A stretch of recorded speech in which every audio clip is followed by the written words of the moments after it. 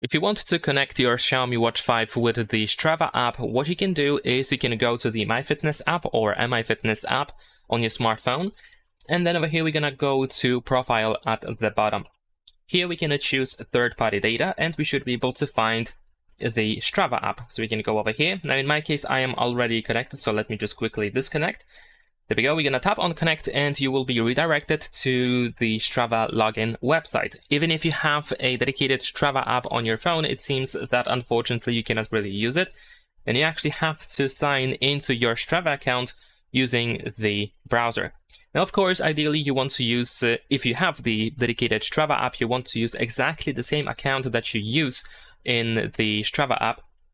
In my case, I just created an account with Google, so I can sign in with Google over here, because it's definitely the quickest way to do so. Then over here, we need to tap on authorize, and there we go, we are connected. And that's pretty much it. Leave a like and subscribe.